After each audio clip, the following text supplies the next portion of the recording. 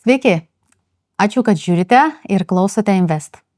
Mes čia kalbamės tam, kad suteikti drąsos ir žinių kiekvienai moteriai kurti savo nepriklausomą finansinę laisvę.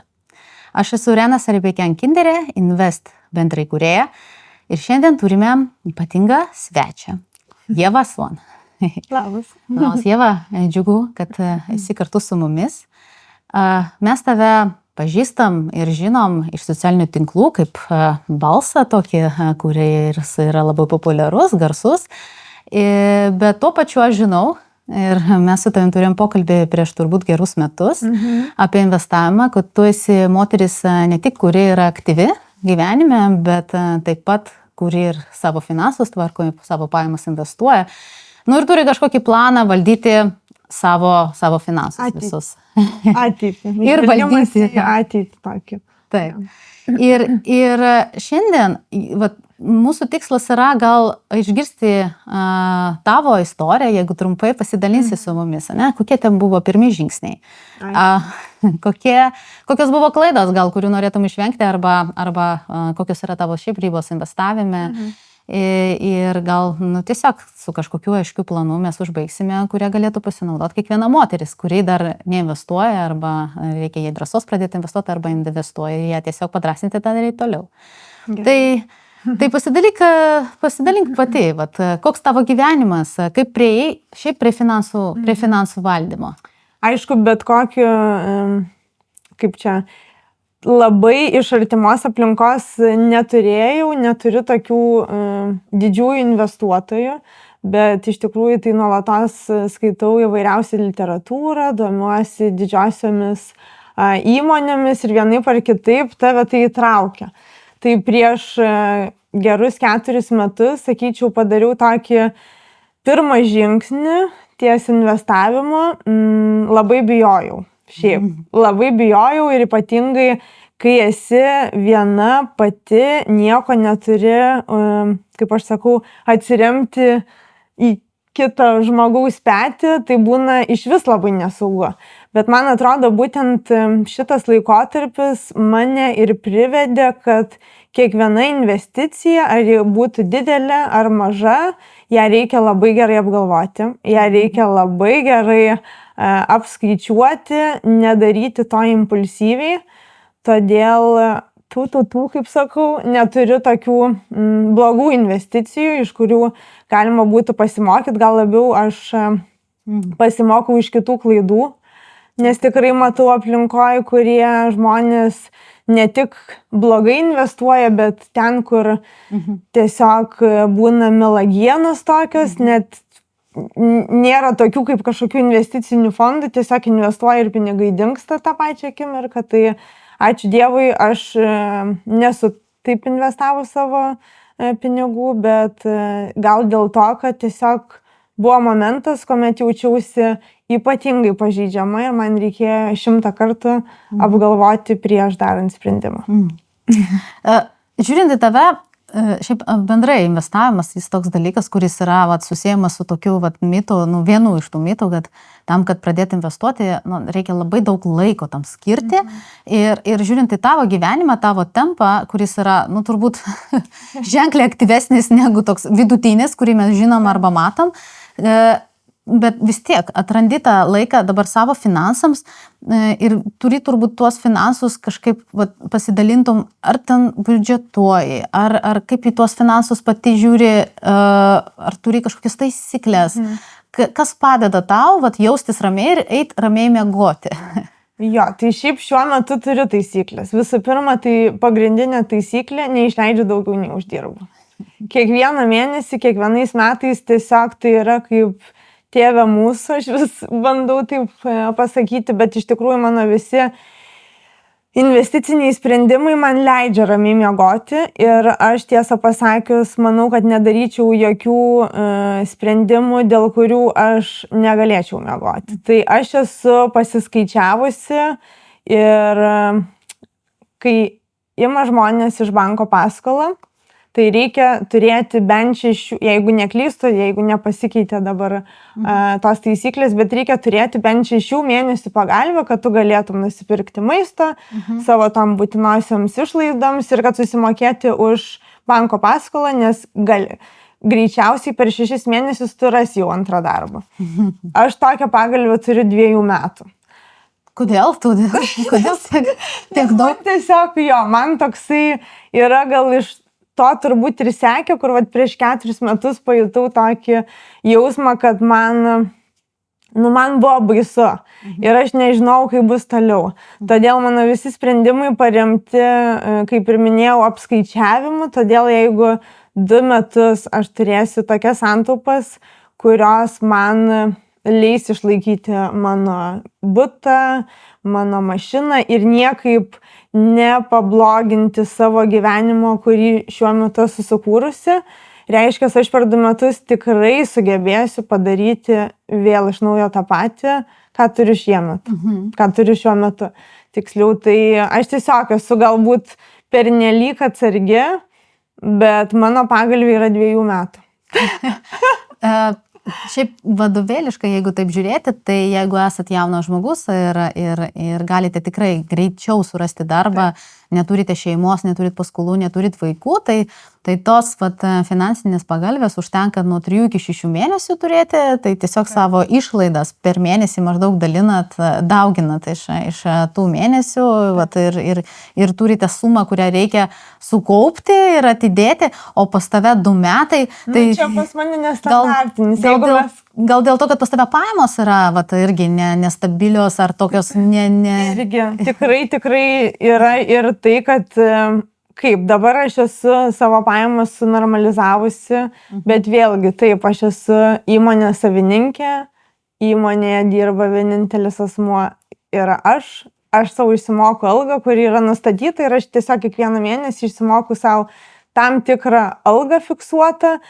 Tai faktas, kad aš nežinau, kas bus, pavyzdžiui, po 2 metų. Čia aš tokį visada tos 2 metus užsimetu, bet gal, nežinau, žinant ir galvojant apie situaciją, kuri yra šiuo metu Lietuvoje, tokia ir šilta, ir šalta, ir karšta, tai o jeigu man reikės pakeisti šalį, pavyzdžiui, ir gyventi kažkur kitur, ar aš tikrai per 3 mėnesius man pavyks turėti tokią algą, kokią turiu šiuo metu, gal ir ne. Tai dėl to aš turiu taip, kaip sakant, būti finansiškai pasiruošus ir nepriklausomai, žinoma, nuo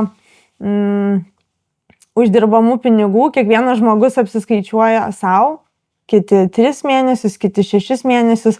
Žinoma, nuo to priklauso, ar tu turi vaikų, ar tu turi kokį sutuoktinį, gal jūs dviese vedate finansus, tai aš tiesiog priėmiau tokį sprendimą, kai buvau viena ir buvau atsakinga tiesiog už save.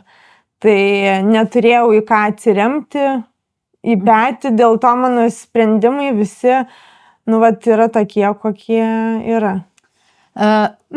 Turint omeny, kad Lietuvoje santaupų turi tikrai vos ne apie 30% tik žmonių, visi gyvena iš atlyginimo į atlyginimą ir tas vis tiek turbūt suteikia ramybės jausmą ir kaip paminėjai, jeigu tavo dar kažkokia išorinis pasaulis neduoda ramybės šiandien esant Lietuvoje, manau, kad tikrai leidžia tuos pinigus irgi tam tikrų būdų tu gali juos įdarbinti, kas mus klauso, tai yra labai mažos rizikos instrumentai kaip indėliai, bent jau kažkiek galima turėti, nes 2 metų santaupos tai yra reikšminga suma, kuri gali irgi tau dirbti. Bet būtent indėlį tu gali bet kada nusimti. Tai jau kaip tu tą indėlį, tą sumą 2 metų įdarbinsi, čia jau kitas bet reikalas, bet šiaip iš esmės, kad tu turi kažkokią pinigų sumą, jau kur kas nori, tas taip ją turi, bet ji yra, kad tu ją gali pasinaudoti. Taip, draudimas yra iki 100 000, tik reikia tą turėti omeny, tai galima skirtingose 2 bankuose padėti ar kredito unijose, kur gauni didesnės palūkanas, ten 2%. Taip. Tai prieš perinat prie pirmos investicijos, kada buvo tas tavo gyvenime lūžis, kad jau reikia ne tik sutaupyti pinigus, jau uždirbi pinigus, bet jau reikia pradėti ir investuoti tuos pinigus. ir kaip tas sprendimas buvo priimtas, nežinau, atsimeni tą dieną? Aš iš tikrųjų, jeigu tai galima pavadinti investicinį tokį sprendimą, tai aš gyvenau nuomojamam bute ir man tiesiog kiekvieną mėnesį buvo labai gaila mokėti už nuomą. Taip. Ir tai nebuvo 100 ar 200 eurų suma, o tai buvo didelė suma ir aš tiesiog vis pasiskaičiuodavau, galvodavau, jeigu aš nusipirksiu butą ir mano net paskola kainuotų mažiau, negu aš moku už tą butą nuomą, aš jau išlošiu. Taip. Ir taip skaičiavau ir galiausiai vis tiek, jeigu aš pasiemu paskolą, nusiperku, tas butas pabrangsta, arba jeigu mano pasikeičia gyvenimas, nežinau, išvažiuoju į kitą šalį, tarkim, gyventi ar panašiai, aš galiu tą butą jau išnuomoti brangiau, negu aš moku paskolą ir aš tiesiog pradėjau taip svarstyti, galvoti. Ir prieš 4 metus aš nusipirkau pirmąjį savo būstą, būtent remdamasi tuo, kad man buvo labai gaila mokėti nuomą kažkam kitam ir tiesiog tai niekur neveda ir tai galiausiai man nepriklauso, jeigu aš nuomojuosi iš kažko. Tai vat būtent turbūt mano toks pirmas sprendimas tada lėmė, kad aš į visas investicijas pagalvojau, okei, jeigu man čia gavosi, gal tada galim tęsti toliau. Tai pradėjau tada investuoti ir į fondus per banką. Šiek tiek pradėjau, dar irgi nežinojau, ar tikrai saugu, viskas buvo labai nauja, analizavausi, skaitinėjau, skambinausi su banko konsultantėm ir pradėjau po labai mažą sumą, bet investuoti į skirtingus fondus, kurie visiškai tarpusavy nėra susiję. Nes jeigu galvoju gerai, jeigu vienas fondas, tarkim, ne, tai tada gal kitas fondas, tada taip ir vat taip iš tikrųjų prasidėjo. 23 metais nusipirkau antrą būstą, kurį išnuomavau, tai gaunasi, kad šiek tiek jau ir iš nekilnojamo turto pradėjau uždirbti, tada prasidėjo akcijos ir, taip pabiški mano tas portfolio kinta, didėja ir O jeigu šiandien įvertintum savo investicinį portfelį, po pirmos investicijos, po nekilnojamo turto atsirado, sakykime, daugiau lėšų ir pradėjai žiūrėti į fondus. Taip? Tas žodis fondas tikrai ne visiems yra aiškus, suprantamas. Prieš dariau savo analizę, kaip priėjai, kad būtų įdomu arba man būtų įdomu reikalinga investuoti į fondus. Tai... Aš tada atsimenu, kad gal pats mano toks pirminis buvo, kad aš norėjau pradėti, bet nežinojau, tai tiesiog turėjau konsultaciją su banko darbuotoju. Konsultacija su finansų patarėju, jau pradžia. Taip, vis tiek yra nebūtinai bankė ir man tiesiog paaiškino, kad yra tų skirtingų fondų. Vienaip ar kitaip mes priemam žmonės, kurie investuoja patį tą galiausiai sprendimą be jokių pašalinių. Tai aš tiesiog pradėjau domėtis visais fondais ir nusistačiau pagal savo išsilavinimo širdies lygį, kuo aš labiau tikiu. Ir, pavyzdžiui, vienas mano fondas investuoja tik į naujausias technologijas, kitas fondas yra tik Azijos rinkai, skirtingų kompanijų, kitas yra Amerikos. Tai tiesiog tų fondų iš tikrųjų yra labai daug skirtingų, kurie dirba su skirtingom įmonėm, su skirtingais regionais ir panašiai, tai man atrodo, kad kiekvienas žmogus turėtų tiesiog įsivertinti ir pagalvoti, kuo jis labiausiai tiki. Pavyzdžiui, šiuo metu man naujausios technologijos, dirbtinis intelektas šiaip jau iš esmės atrodo, kad tai yra ateitis. Galima tuo tikėti, galima tuo netikėti. Lygiai taip pat kaip ir akcijos tam tikrų įmonių. Jomis tiesiog galima tikėti ir tai gali pasisekti, gali ne. Gal ta įmonė visiškai po 5-10 metų pakeis kryptį ir tai netitiks būtent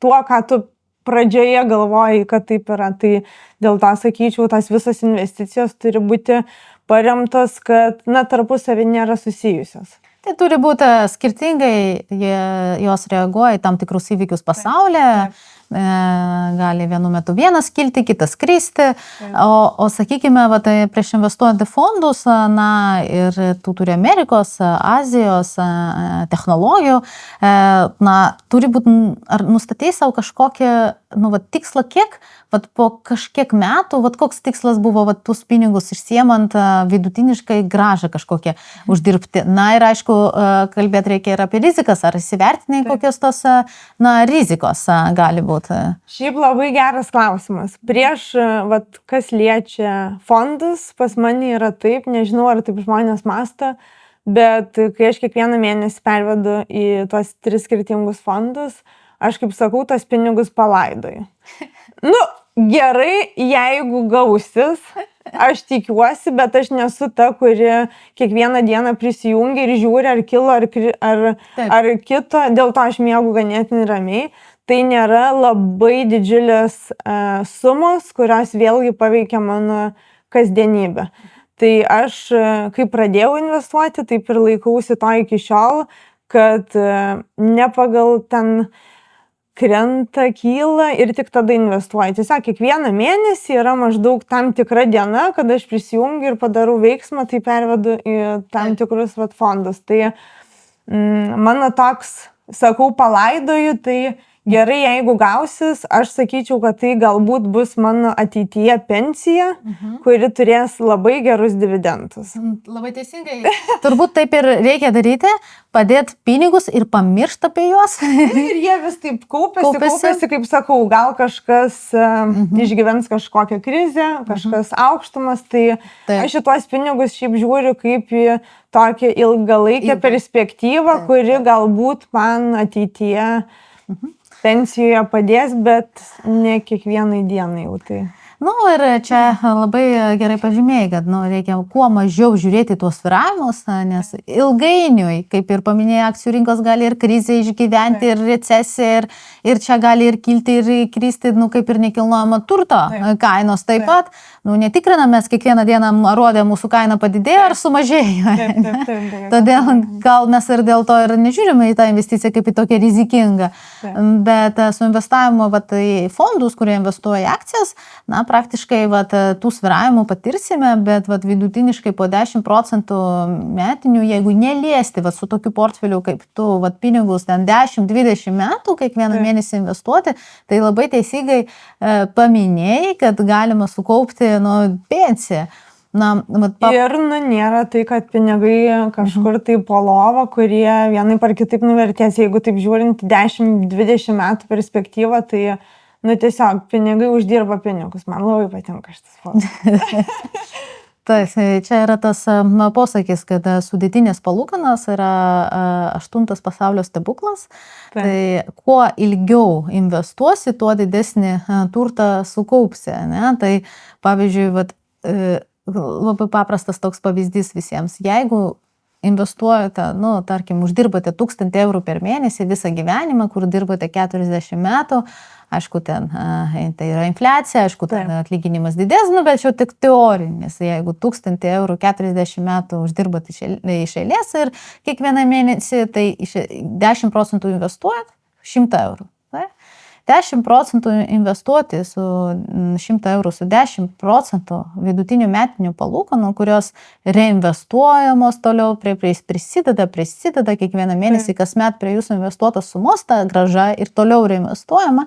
Tai jūsų viso gyvenimo santaupos, tai yra kiek investuosite ir kokį gausite prieaugį, bus lygu jūsų gyvenimo pajamoms. Galite sutaupyti ir išdirbti 500 000 eurų. Taip. Tai turint omeny, kad oriai pensijai dabar turbūt šios pensijos, kurią mes Lietuvoje turime, nelabai užteks.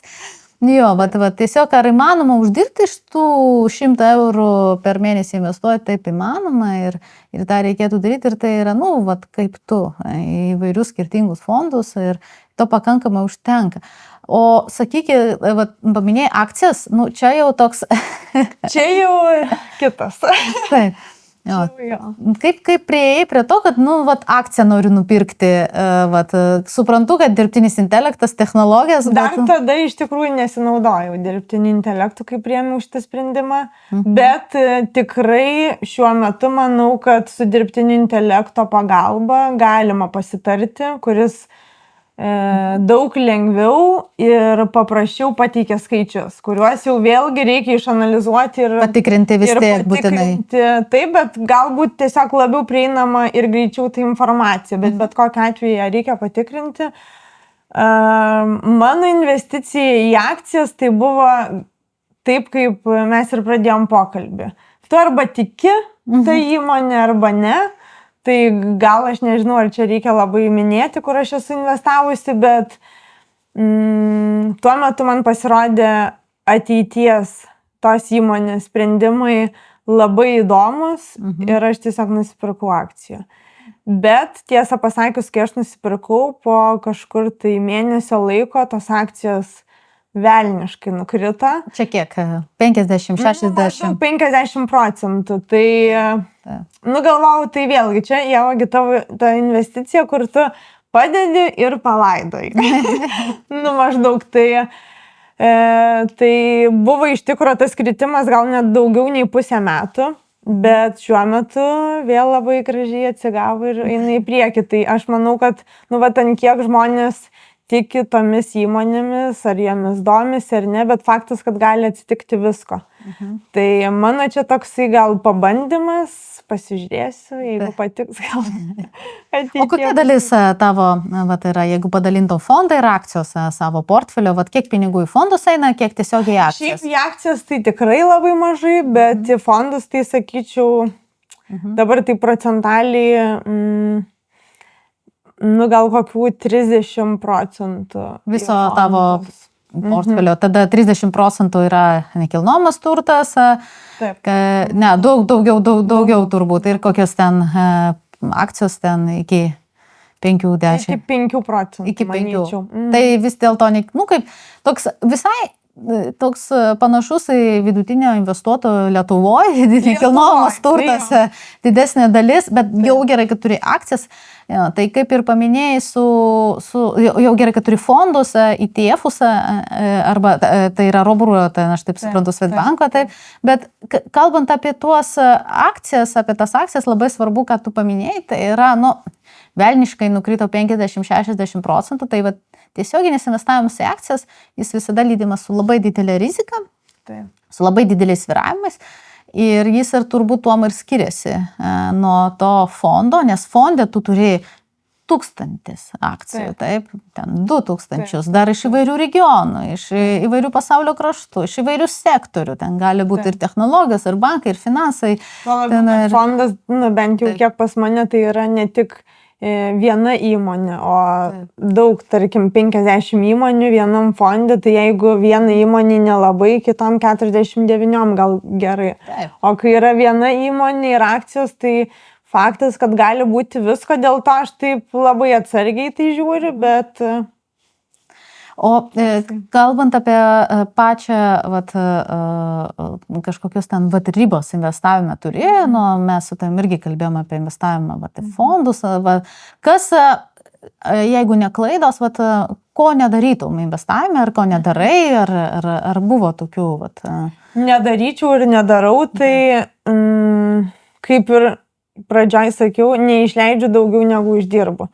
Tai mano visi investiciniai tokie sprendimai yra ganėtinai atsargus, tai aš neinvestuoju vienu kartu labai daug pinigų.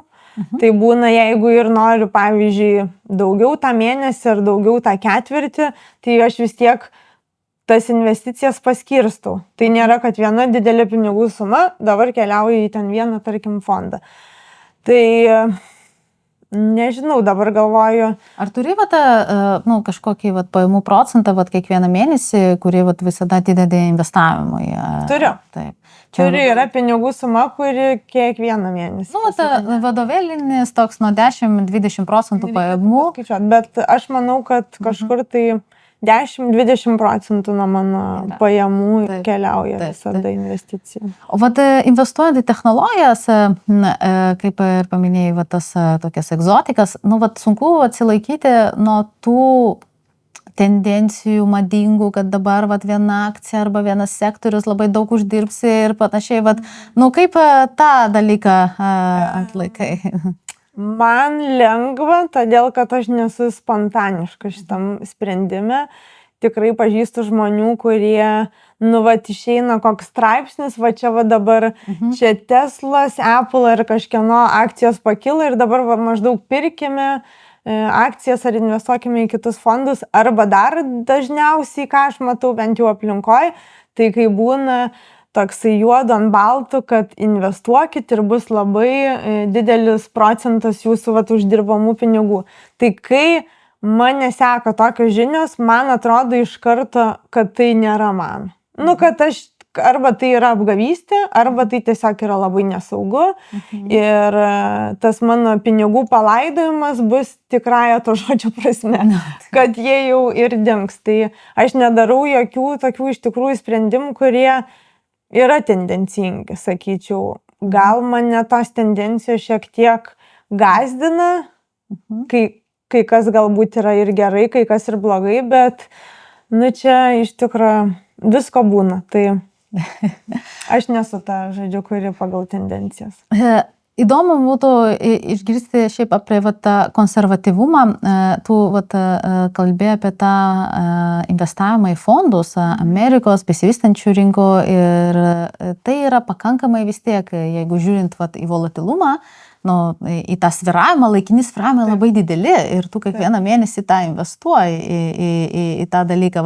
Kai krenta, ar žiūri, ar kokios emocijos būna, nes dirbant su man asmeniškai ir su investuotojais ir bendraujant, tikrai atrodo, dabar pakrito, čia reikia ar pabėgti, ar reikia ateiti, ar reikia nekreipti dėmesio, buvai vis tiek susidūrus tikrai su tais, kaip valdai savo emocijas.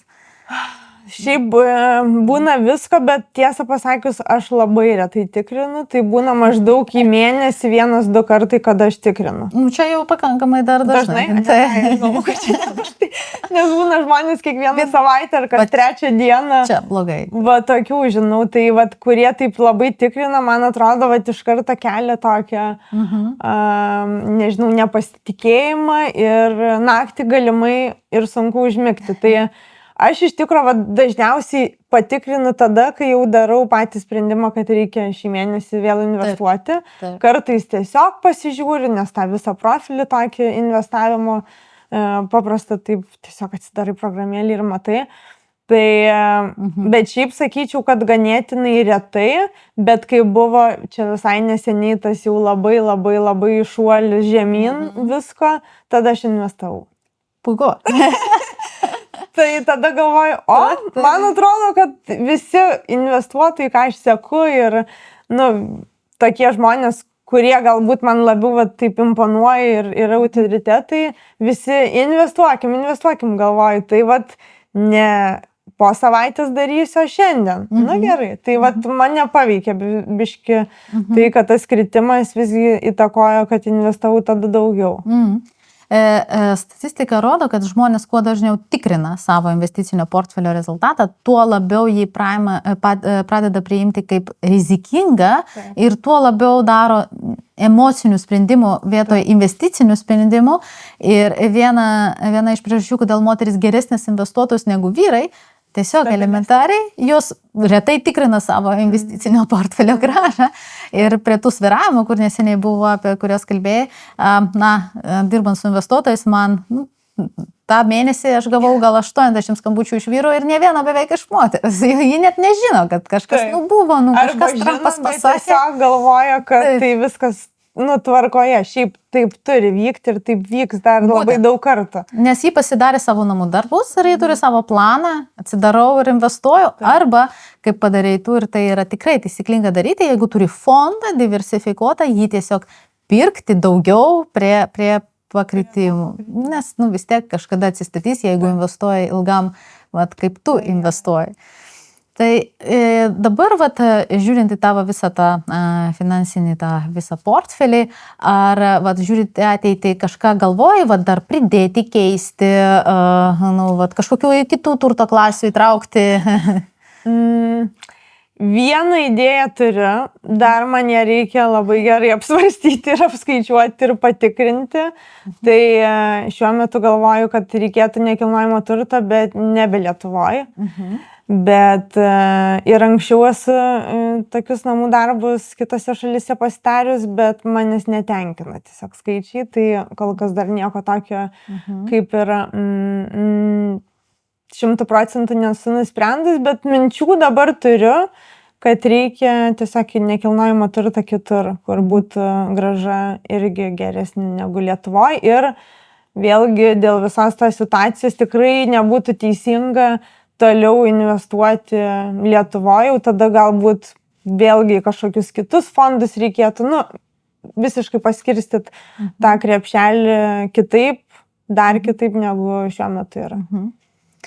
Manau, ką pasakėjai, kad, jeigu jau daug investuoti nekilnojamą turtą, tai bent jau diversifikuokit ir neinvestuokit viską Lietuvoje, kažkur galit užsienyje investuoti.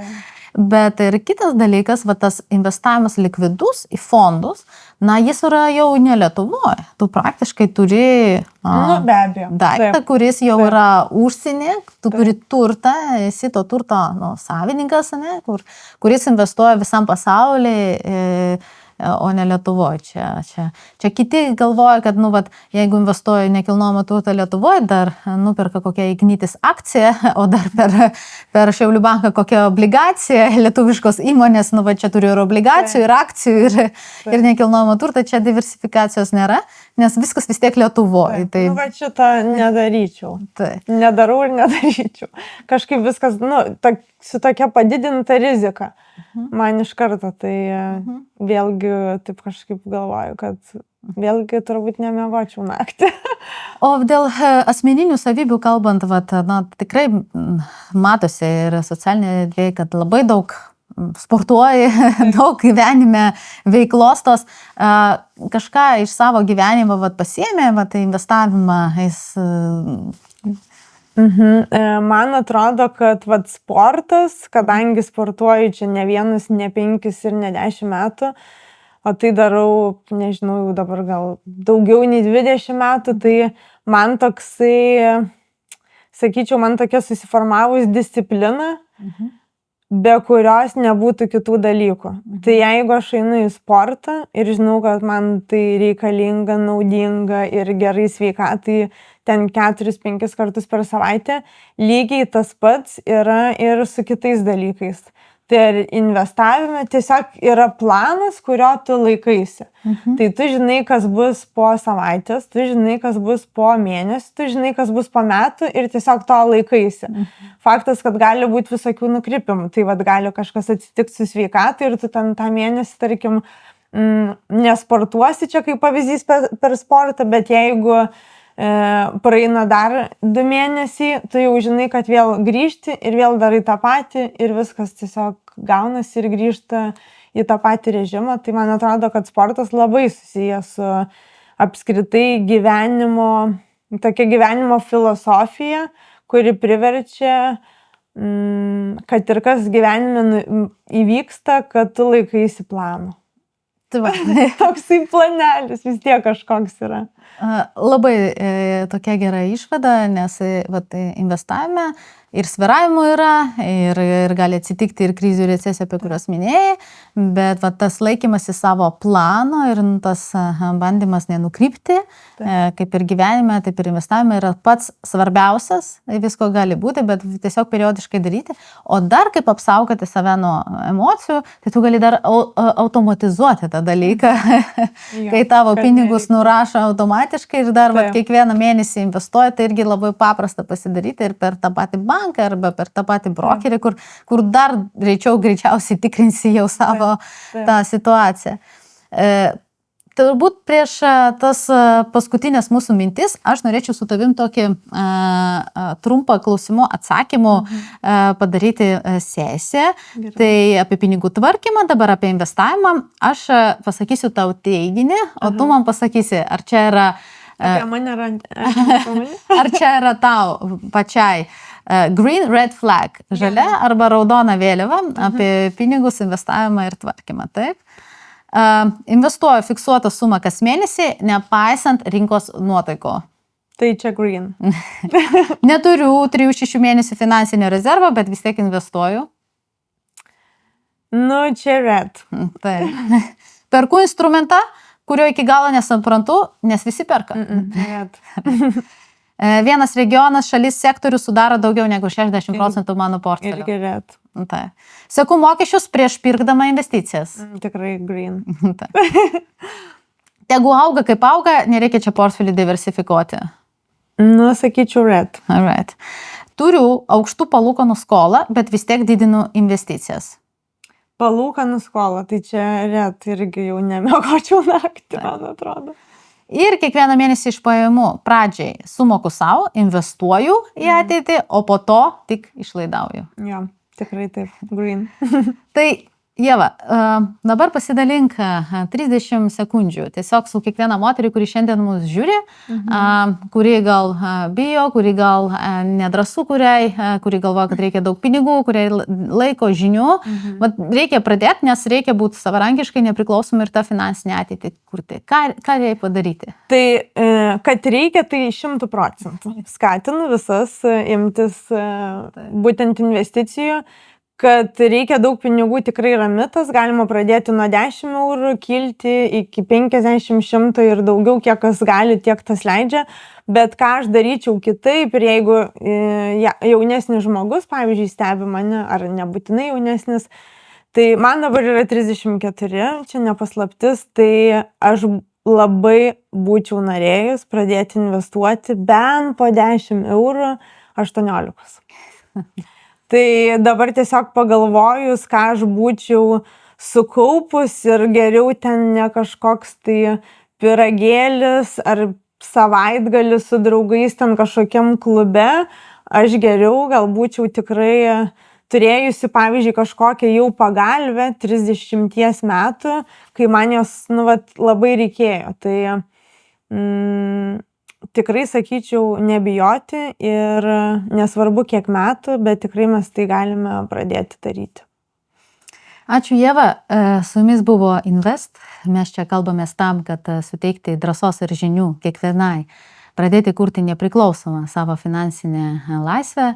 Jeigu jums patiko mūsų laida, jų bus daugiau, prenumeruokite mūsų YouTube kanalą, tapkite mūsų klubo nariais ir visus lauksime sekantį kartą. Ačiū. Ačiū.